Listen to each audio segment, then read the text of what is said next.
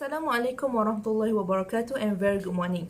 In today's video presentation, we are going to present about cash transfer programs should be elevated to a higher rank. Here is the name of our group members. Our group consists of 3 members, namely Farah Nazlin, Nurul Amani and also myself, Nurul Anis Ismail. We are from group 5. Next, let me just briefly explain what are the things that we will cover in this presentation. First, we will cover the introduction of cash transfer programs. In this part, we will talk about the definition and the type of cash transfer programs and also some issues that arise from CTP. Furthermore, we will learn about the impact of CTP on women empowerment, health and also education. Lastly, we also provide an Islamic perspective and some suggestions on how to use CTPs optimally in elevating poverty. First and foremost, cash transfer programs CTP have become more ubiquitous and widely implemented in all Asian, Western and Eastern countries. Generally, the objective of cash transfer programs is to elevate the poverty and also enhance human development, such as providing better nutrition, health and education outputs and outcomes. According to Gettler et al. In 2012, as cited in Arif Anshari Yusuf in 2018, CTPs are instruments that act to eradicate the long-term poverty while protecting those vulnerable from the negative influences caused by CTP reform, which was widely used by developed nations. In other words, CTP is a tool to combat poverty and also inequality in the country. Furthermore, for the impoverished or the poor, cash transfer programs, CTPs, are important as this program can protect their well-being by providing the financial assistance to them. Next, what is a cash transfer program? From the Sharia website in 2017, CTP can be defined as the provision of money or vouchers to individuals or households, either as emergency relief to address a basic need or as recovery support to protect or establish economic productive activities. Generally, there are 3 types of cash transfer, which are conditional cash transfer, CCT, unconditional cash transfer, UCT, and label cash transfer, LCT. However, the most common program used by the government as well as firms are conditional cash transfers and unconditional cash transfers. So, what is the difference between these 2 cash transfers? First, CCT is providing cash to eligible individuals with certain conditions that must be met by the recipient. In other words, to receive the financial assistance, they have to do something like enrolling their children in school.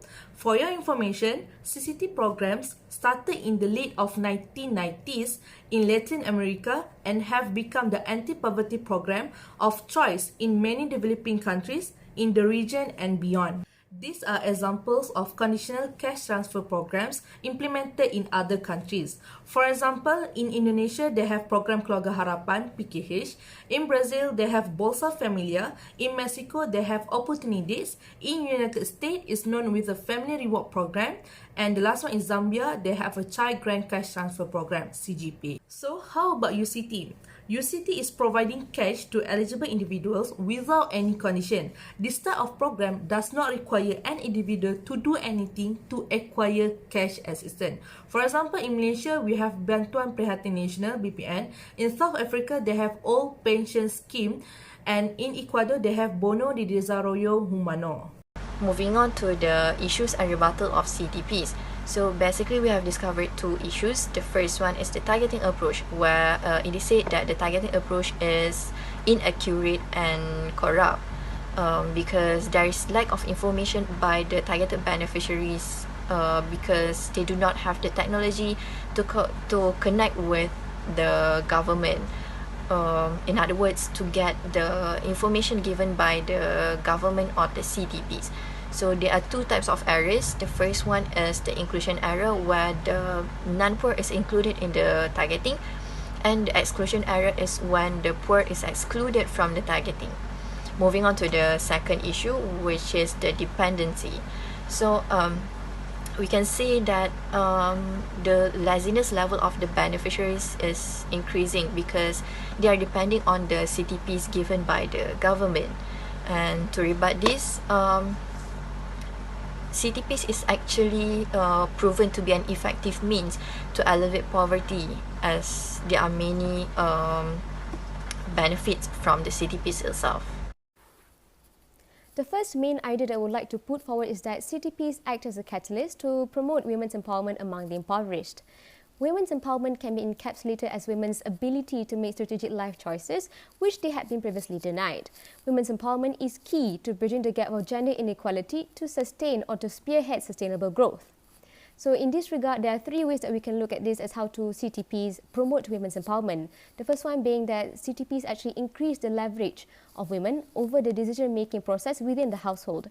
In Hassan Zaki's article, which is the Ain al-Sahra experiment in Egypt, found that women had more authority in 10 out of 11 domains upon receiving the CT, and this includes decision-making about the child's school problems, self-medical treatment, as well as buying their own clothes. Similarly, in a different article which examined Zambia's child grant program, found that there was a significant improvement in 5 out of 9 decision-making domains.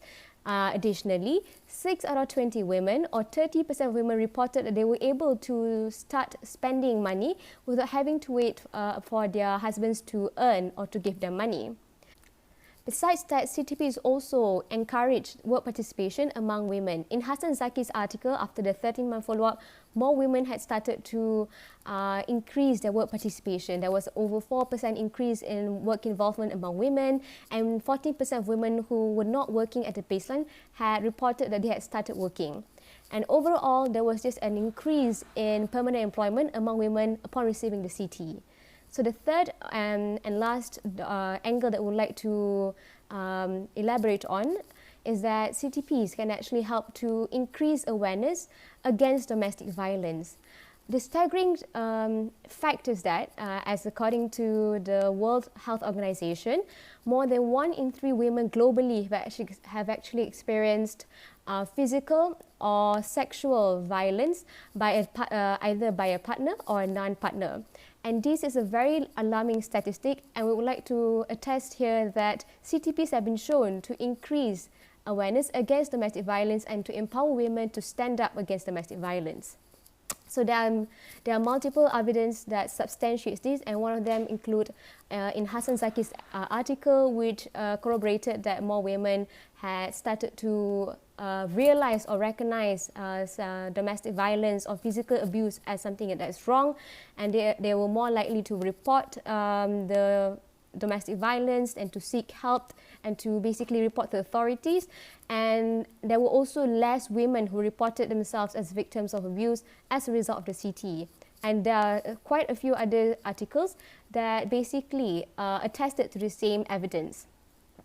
Thirdly, and besides that, a discussion paper published by the World Bank Group revealed that women were more likely to oppose to being victims of abuse upon receiving the CT, in the sense that they feel more empowered and they feel as though that they have the leverage to stand up against abuses.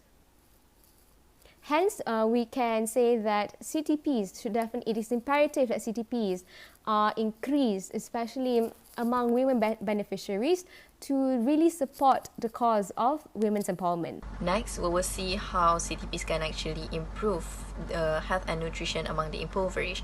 So basically, nutrition as defined by US National Library of Medicine is eating healthy and balanced diet. Firstly, CTPs is giving the opportunity for the impoverished to have access on healthcare facilities. So basically, for the payment itself, Brown 2013, as cited in Omar Ben Haman 2019, has agreed that the money received by the poor can actually help them to pay for the services. And for example, the CTP in India called Junani Suraksha Yojana, which gives the opportunity for the pregnant women to give birth in the hospital rather than traditional ways such as home birth. And the next one is Ain Asira in Egypt, that has proven that the number of patients in the hospital has increasing due to the CTPs. There are 2 types of CTPs, namely conditional and unconditional. So basically, it has proven that the conditional CTPs can actually improve the impoverished health. This can be supported with the evidence from a CTP called Bolsa Familia in Brazil, where the recipients are required to go to rudimentary checkups and vaccinations. So this indirectly shows that it improves the health of the recipient. Secondly, CTPs also helps in improving the recipient's mental health. So generally, we all know that the poor will get worried due to the continuous difficulties, especially in making money. So as mentioned by Skofdal et al. 2013, as cited in Muhammad Ahad and Muhammad Noor et al. 2020, he said that the poor is stressed because of their unstable source of income.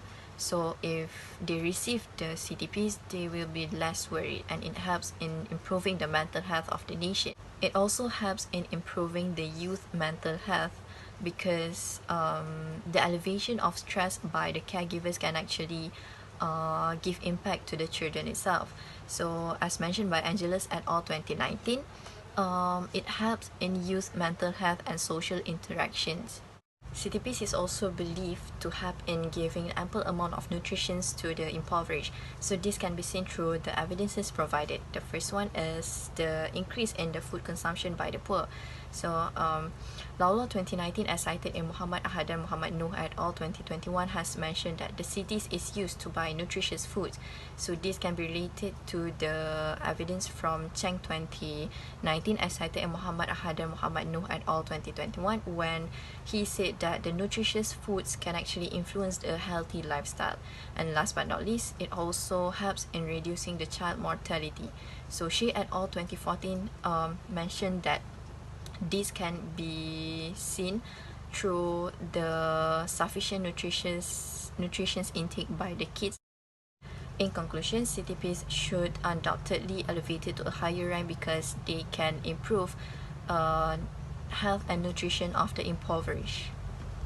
Last but not least, CTP can enhance the quality of education among the impoverished. Generally, the immersion of CTPs is one way to help children from low-income families pursue their education in school. In addition, we can see most cash transfer programs in all countries have a component that help poor family through scholarship given to school-age children of the beneficiaries.